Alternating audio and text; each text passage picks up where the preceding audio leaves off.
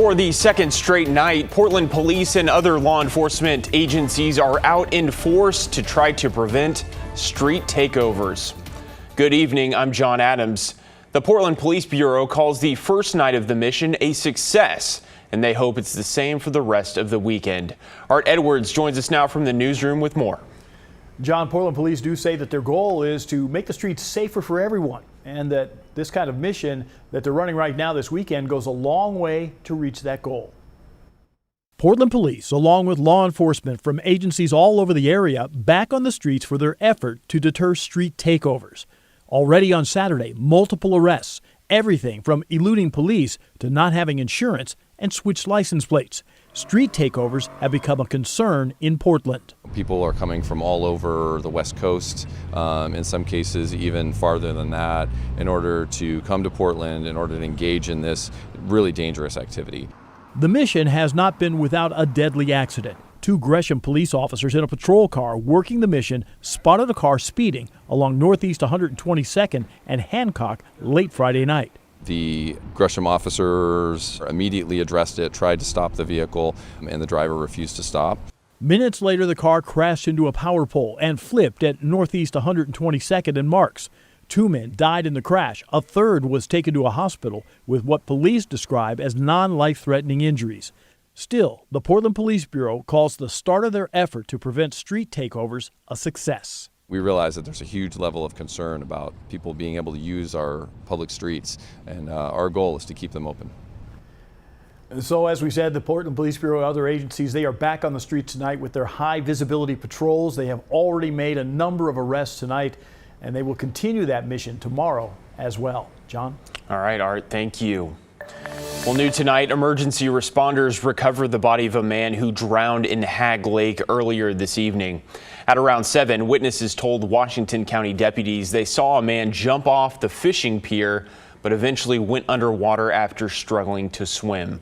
Crews pulled out the body of 32-year-old Vielman de la Cruz Lopez about 2 hours later. New information tonight about an incident in Portland's Oldtown neighborhood that caused evacuations. Police say a man is now in custody after he allegedly threatened people with a machete and a hatchet, then went into a busy arcade.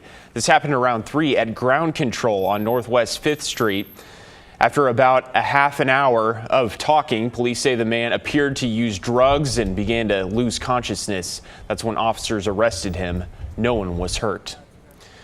2 Portland police officers walk away seemingly unhurt after their patrol car was flipped during an emergency call.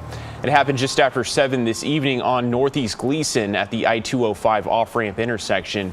PPB says a driver went around cars that were stopped for police and crashed into the side of the patrol car. The officers did not report any injuries, but they were taken to the hospital for precautionary evaluations.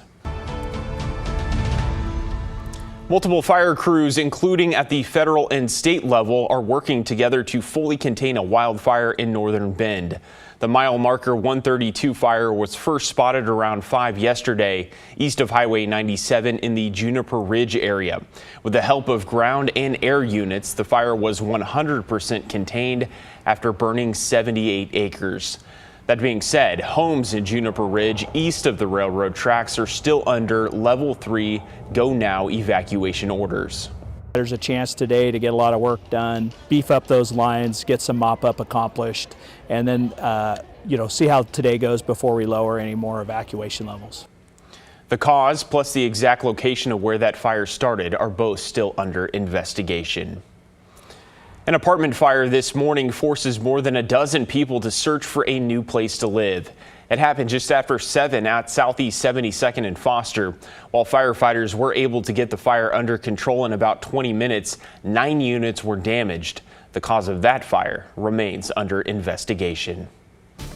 Well, turning now to weather, a break from the 90-degree temperatures in Portland today. A nice change of pace from what we have seen the last few days. Meteorologist Joe Ranieri joining us now. And Joe, we aren't done with the heat just yet. No, when you call it a break, it was one day. Now we're going to go back into temperatures getting into the low 90s heading into tomorrow, and it won't be as cloudy as well for the second half of the weekend. So the weather headlines look like this: back to sunny and hot tomorrow. The next 7 days consistently hot. I'm not tracking any heat wave over the next 7 to 10 days, but again, the fire danger will remain high over the next few days, especially the more east you go, where you see that red flag warning. Yeah, that's in place throughout Burns, Baker City. The big concern here the last several hours has been the thunderstorm activity. Haven't seen much in terms of precipitation with some of these storms that have been rolling through. On the radar, you think it looks pretty impressive, and this is what it's been looking like since this afternoon and earlier in this evening. But even through parts of Lakeview, where you're seeing some severe weather roll in, rainfall amounts were practically non-existent. Now, this is what the 24-hour rainfall amounts look like across the state. Where those thunderstorms were earlier today, not a drop of rain. That's because a lot of the precipitation has been evaporating before it even reaches the surface. So that's not good for crews who are working on these fires. And of course, some of them could have been sparked because of more thunderstorms. But things will be relatively quiet heading into tomorrow. But yeah, we transition into some warmer conditions. I'll talk more about that in just a few minutes. All right, Joe, thank you.